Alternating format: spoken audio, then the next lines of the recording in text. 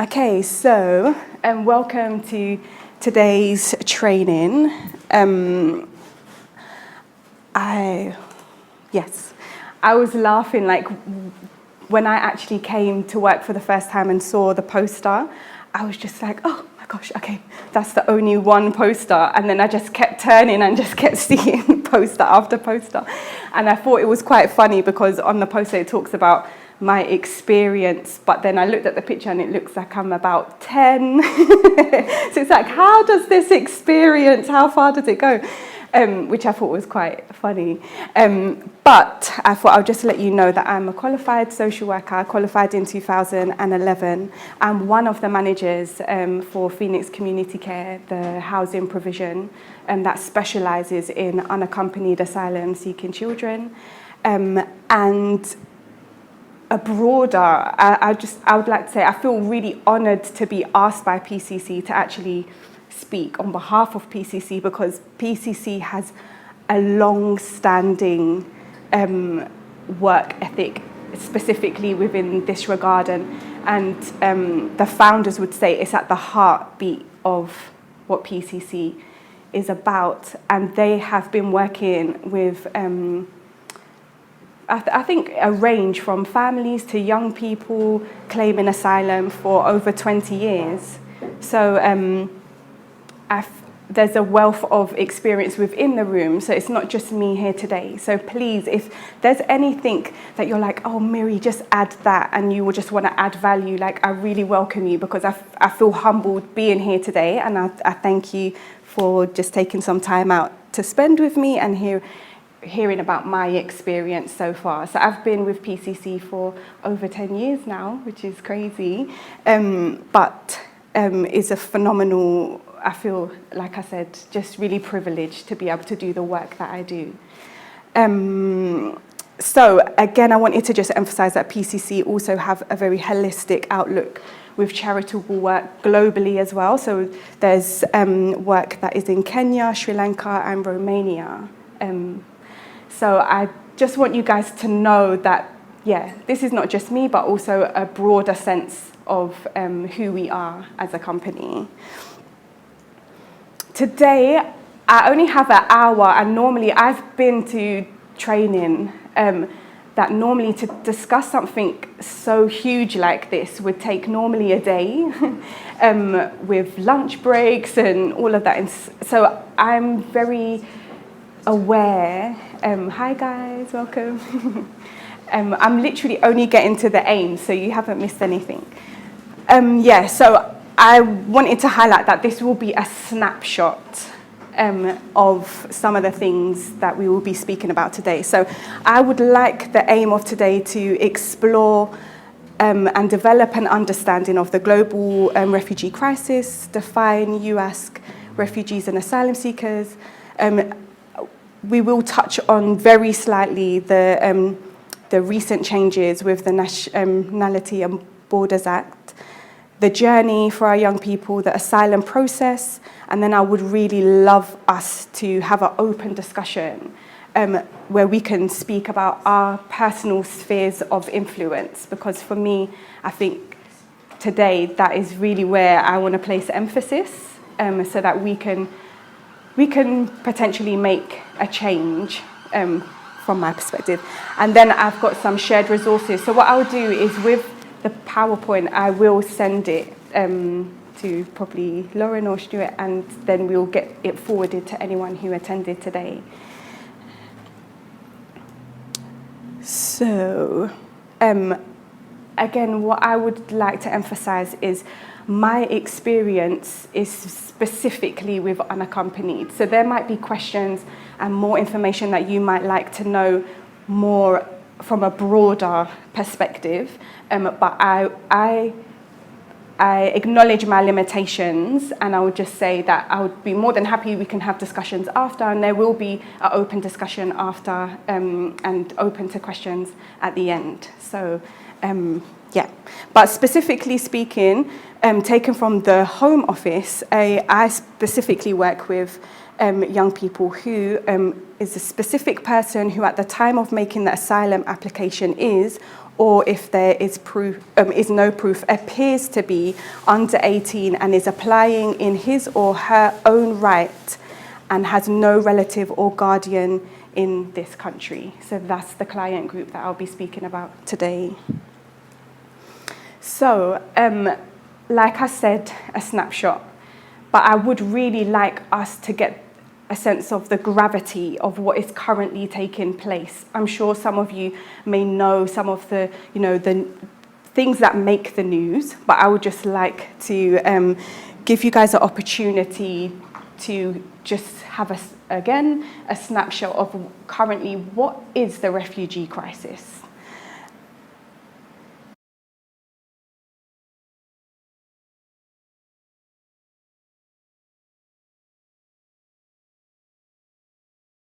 Thank you for watching that. I know for some it might be like, oh, is she really going to play the whole thing? But I really wanted you to grasp the whole magnitude of what is taking place. And what I thought was so powerful out of everything I watched was it is not a refugee crisis, it's a political crisis. That hit me hard when she said that. And it's a failure of humanity to provide peace and stability, but it is also a challenge to everyone. So that's me, that's you, that's you, that's you, that's you. It doesn't matter what capacity or what job or what position you play in society. It's a challenge to us all. And I thought, I'll never forget those words. But I think what it highlights also is that there's such a vast variety of what's taking place in society as to why a young person may come here alone. And honestly, it's my greatest pleasure to introduce you to a young person that I work with who is a phenomenal activist in his own right. I'm literally so encouraged that he would even share this platform with me. But I think this is one of the key things that I think is so important, that with whatever area of influence you have, is to welcome somebody that will be able to share something even more powerful than anything you could say or do, and from experience. So I would just ask you guys to just be really gracious and kind to one of our young people. Please come up.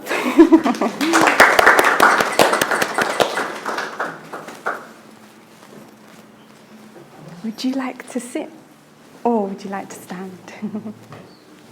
I'm just going to put this on you. Is that okay? But I can speak, I think. Yeah. Is that... Or, yeah, okay, go for it. Do you want to, shall we take a seat together? If you just squidge round. I'm going to go that and I won't sit with you.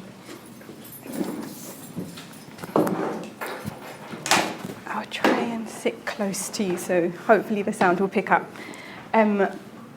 But thank you so much for doing this. Can I ask, can you tell me a little bit about yourself and where you're from? Yeah, first of all, thank you so much for having me here. My name is Yusuf Baluch, but I use Yusuf Baluch as my name when I'm doing speaking things. And I'm from Balochistan, Pakistan. But Balochistan basically a huge region between Afghanistan, Iran, and Pakistan. But I live in the Pakistani province of Balochistan, and I belong to indigenous communities there. And I started activism at the mid of 2020 when I felt like there are so many things going on in our communities, but most of the times people don't acknowledge suffering of those communities who are living at the front line of so many issues. I started doing climate activism because when I was 5-6 years old, I lost my home because of floods in my village. And before that, my family lost their entire village because of devastating floods in those areas. So I felt kind of a sense of responsibility to do something which can benefit my community. So I joined a movement which is called Fridays for Future. It's basically a youth movement where like kind of like educating for against like climate crisis and what can we do as youth to mitigate a crisis which can displace 1.2 billion people in 2050, which is kind of a very huge numbers. So yeah. Thank you.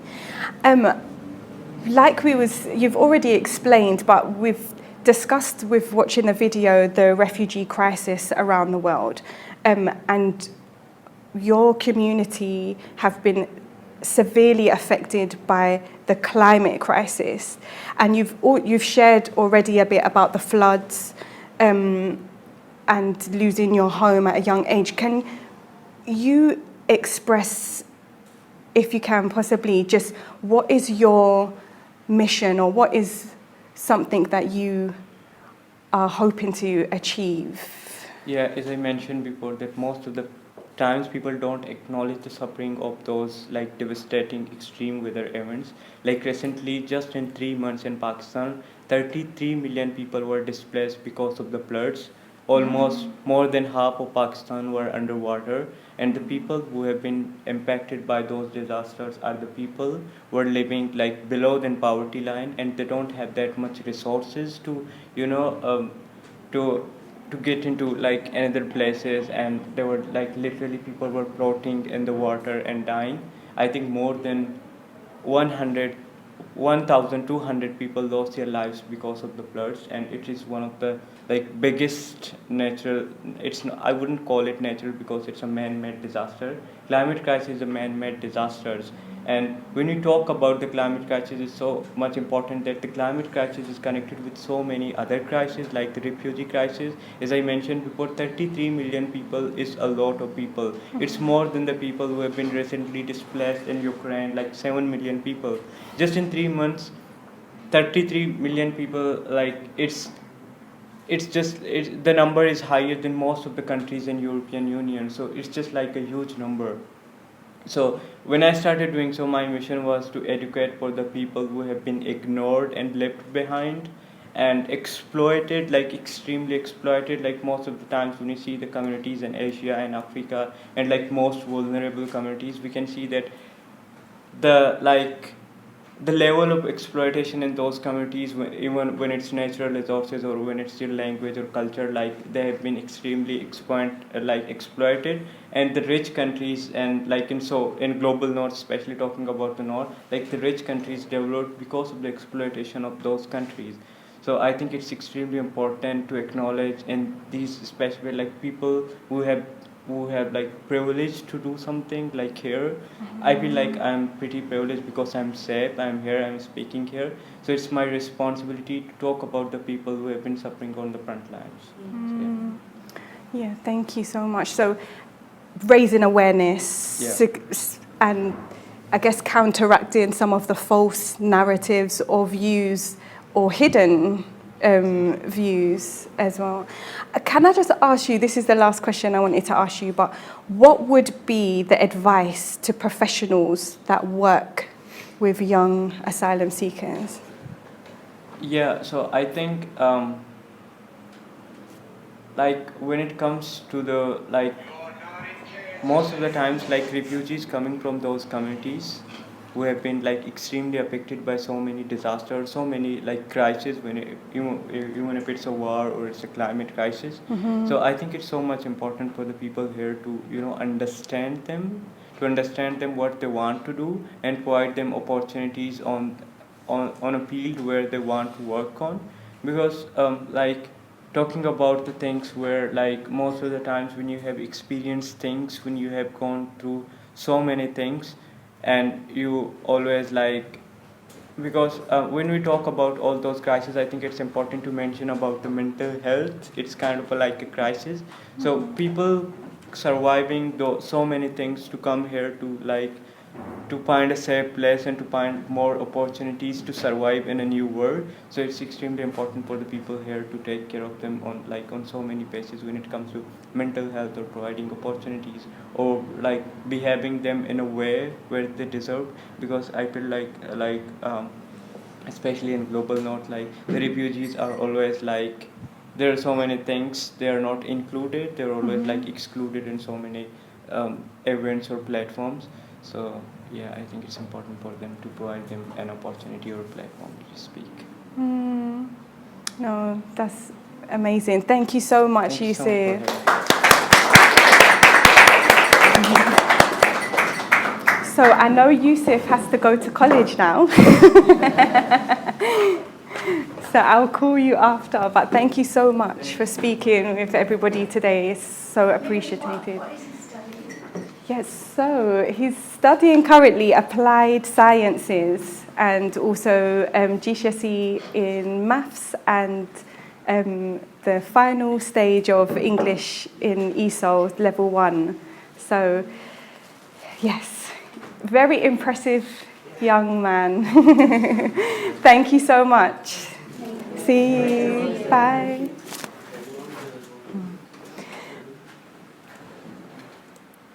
Oops. Sorry. Okay. I just want to let you know that Yusuf, as you know, is an incredible young person. He is very experienced with speaking, so I just don't want anyone to feel alarmed that,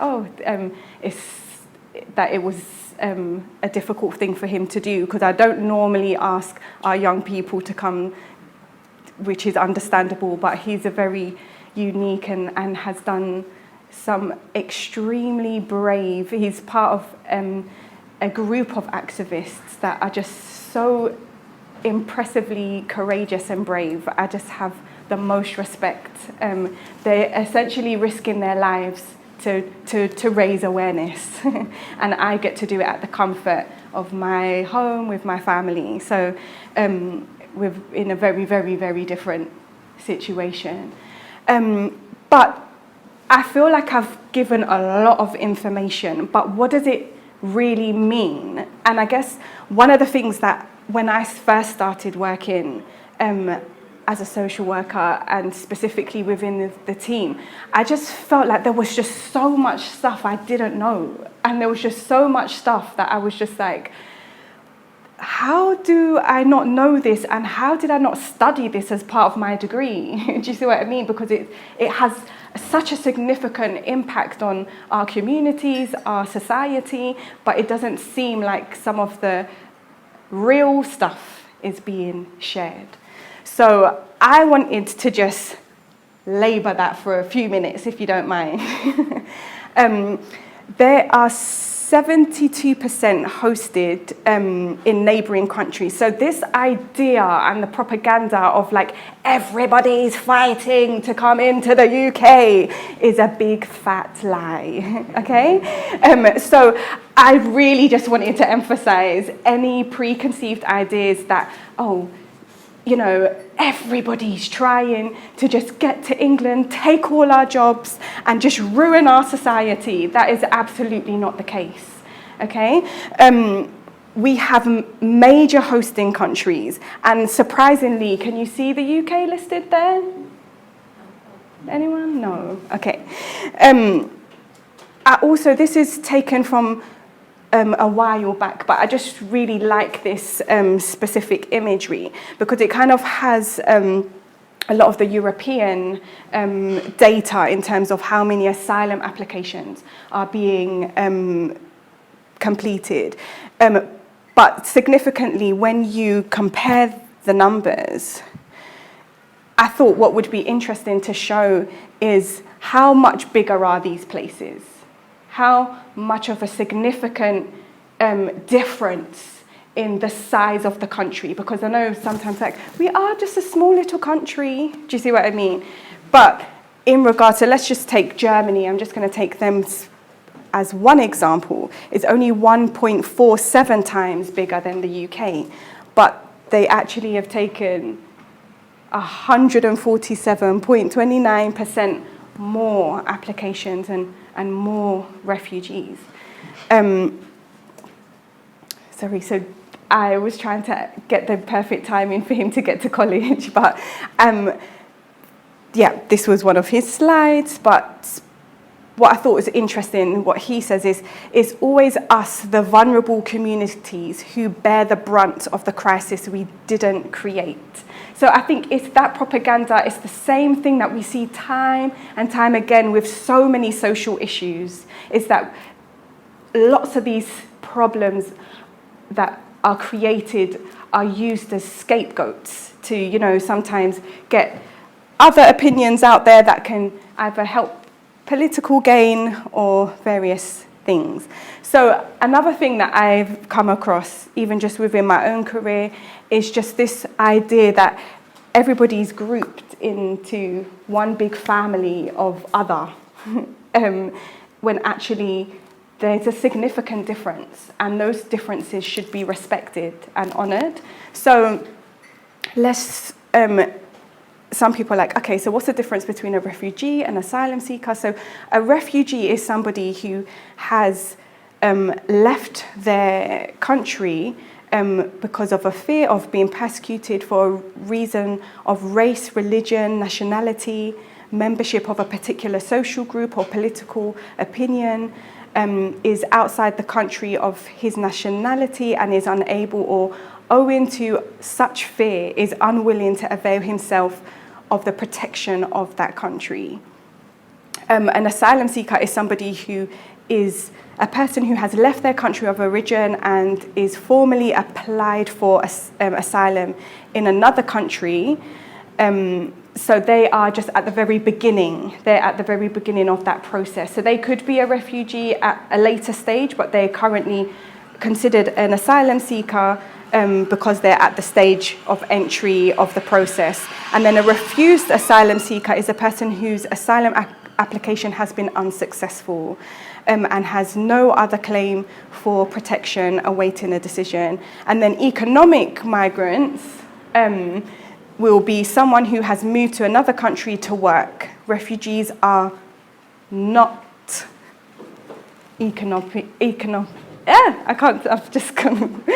they are not economic migrants, okay? So just so that's another point that I would really love us to take away and go home with.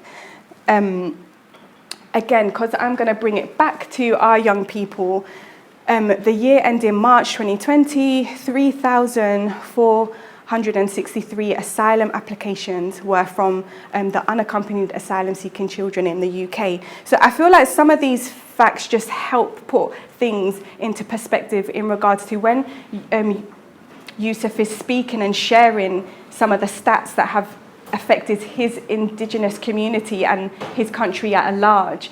We're talking about very small numbers here. And I just hope that that can be seen today. And because of time, I'm just going to press on. I'm not sure how much of you have been following some of the Rwanda stuff with the flights. Is anyone aware of what's happening? I'm seeing lots of nods. And because of time, I don't have loads of time to kind of go in because there's lots of different things. But I think what's interesting about this topic is an ever-moving issue because we're talking about matters of the world. So as things change, it can be overwhelming. And I feel overwhelmed given the fact that this is part of my job to be informed and to remain informed. It can be really overwhelming. But I thought what was interesting is some of the newspaper articles that were released after from The Guardian. They did kind of speak about how actually the boats are still, this idea of, okay, we're going to put this in force to try and prevent it without providing safe routes is actually a really difficult thing to kind of churn. So one of the things that has been critiqued by the UN was it goes against human rights in terms of the Article 14, where everyone has the right to seek and enjoy asylum from persecution. So I think it's really important that we can understand that also. That as we try to look for solutions, if we're not listening to the people that can communicate what their needs are. It's really difficult to have something in sync with each other. Do you see what I mean? And it's really difficult if we push people away in regards to finding safe routes, but then chastising you or telling you that you're illegal because you've made an unsafe route. And I think what was really powerful about Ukraine was that it really emphasized that there is no such thing as just like a safe exit sometimes. When you're in literally a state of panic, you are in a crisis. It's not like, here's a form, sweetheart, fill that in and then we'll call you. Do you see what I mean? It's like, I need immediate results. I need to leave now. And I think that's what Ukraine really highlighted. And it was really powerful seeing the compassion from many communities and charities. Whoops, I think I'm because of time. Whoops.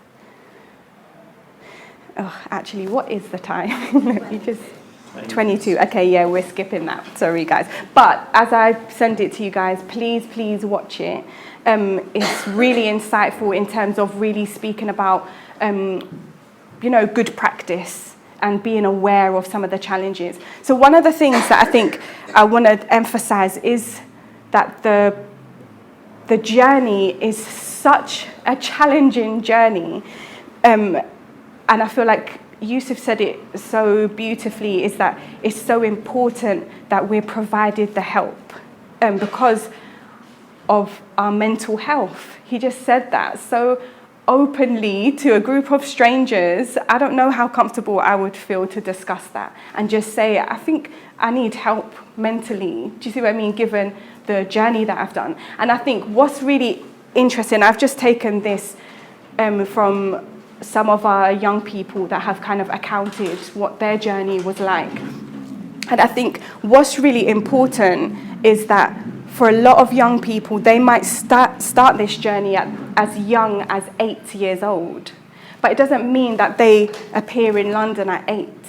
This journey can take years. Literally, they could start at 8 and then be 18 once they've arrived and not have any help at all because they're over 18. So I think what's really important is that we just have an idea. I know this is really heavy stuff, I'm sorry, but I just want you guys to have an understanding of what the risks are involved on the journey. So you may have already paid somebody to get to a certain place. And then unfortunately, once you're at Libya, you can be sold for extortion and labor, but you could be, again, subject to having to pay more money. You could be subject to sexual violence, abandoned in the desert, beaten by state authorities. And I think this is why, so we've had the opportunity to do amazing work with the Met Police, with Ahmed here, PC Ahmed, to really try and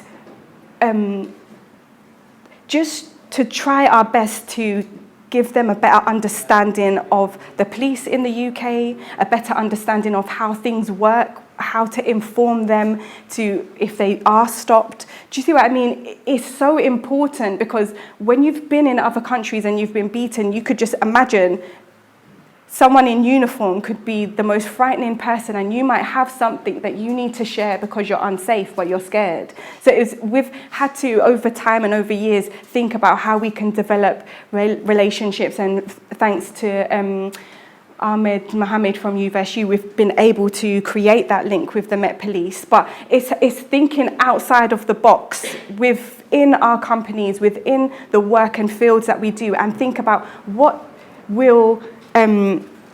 essentially is going to inform my practice. What is the things that some of these young people need, and how can I improve our services to give them what they need? And I just thought that was a good opportunity. Humbly share what I've experienced over the 10 years. What are some of the things that I feel have been key?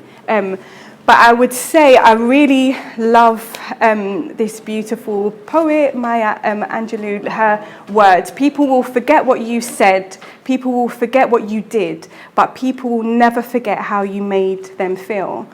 But also, I am the wisest man alive, for I know one thing, and that is, I know nothing. I think that is another powerful one, because I think sometimes we think we know everything, but actually it's so important to listen, to give that platform to others, hear the voices of others that actually do know from their own experiences. But for me, I felt like one of my priorities is staying well informed.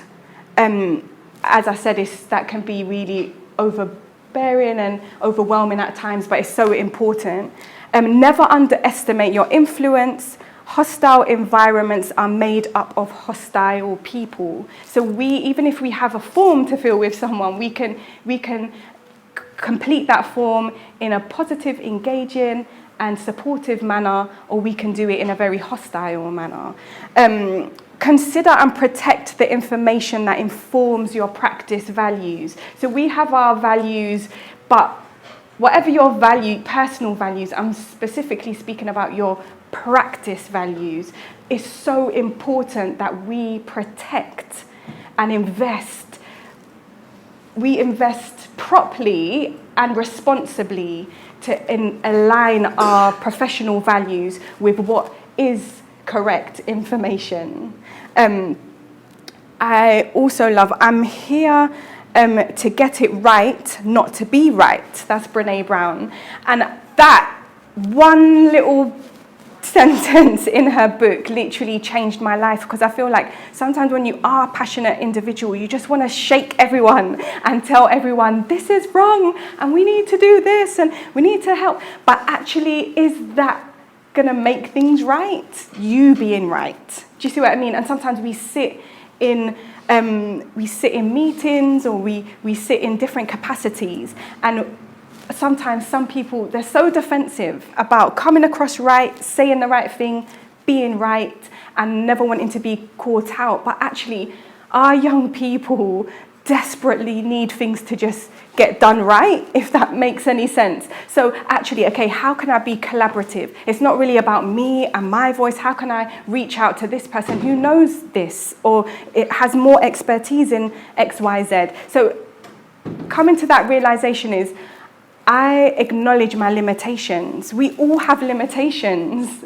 but how can I make sure that the young person that needs an advocate has a good advocate? I might not be the best advocate. Do you see what I mean? I might lack knowledge and understanding in a particular area, but I need to get you to the person that will give you the right information. So also, even when we're speaking with others, I know if I say X, Y, Z, it's just going to cause a reaction, we're going to row, and this young person's needs are going to be left to the side. So it's, how do I get better at communicating with others that maybe I don't agree with, so that we can work on collective outcomes and collective solutions to some bigger problems that are outside of ourselves. And then remain hopeful. I thought that was really powerful, the video at the beginning, where it was just like, there's a man that's faced so much loss, and he's still saying that I'm so hopeful. And working with some of our people, they're incredibly hopeful, incredibly resilient, incredibly resourceful, all of these things that I'm learning from them. And then observe behavior, be curious about everything, assume nothing. So again, I guess that goes back to just not thinking you know everything, and just being humble to just listen, like we were speaking about before. And then not all people that go through trauma appear traumatized. I think sometimes when you do these presentations and then you're like, wow, that's really insightful, you literally envision someone curled up in a ball, hiding away, because that's what maybe we would want to do. Do you see what I mean? But actually, I was so happy that Yusuf could be here, because he is incredible. This young person is on news channels, he's on Wikipedia, he is literally on so many panels, being such a champion for change. He's not curled up in the corner, but that doesn't that doesn't dismiss his story. And I think that's what's really important, is that our imagery and the things that we allow to seep into our subconscious of what we see as a young, unaccompanied asylum seeker, that's so important to challenge and constantly be in a position where you can challenge yourself but inspire yourself. Because from my perspective, these are some of our young people that have moved on, but they're incredibly resilient, determined, brave, courageous, and ridiculously inspiring. So for me, I just wanted to share some of that. But what I would like to do as the last thing is, if anyone else is prepared, I know we've only got 6 minutes, I really want to finish on time for you guys, and I'm sure our bellies are all growling at us. But is there anyone else that, does this just inspire, or would you be prepared to just share what is your sphere of influence, and maybe today, how could this potentially what has stood out to you today in what you might take away with yourself and your organization or who you work with? I would like to just say that, like, when me and Yusuf were speaking, and he's so knowledgeable, and I remember kind of hearing him speak and speaking to him just as we're going to sign up for college, or just different things that he needs to do or access whilst he's here. I remember just feeling an overwhelming sense of, what can I do? And one of the things he said to me is, you have children, don't you? And yes, I do. I have 3 sons. And he was like, you can inform them. And that was his main point of reference. It's changing and challenging a younger generation. And that was like, oh my gosh, like a moment for me, because he brought it right back down to just the nuclear, just me. Do you know what I mean? Just the micro me. What can I do? What is my sphere of influence? So thank you so much, guys. Enjoy the food.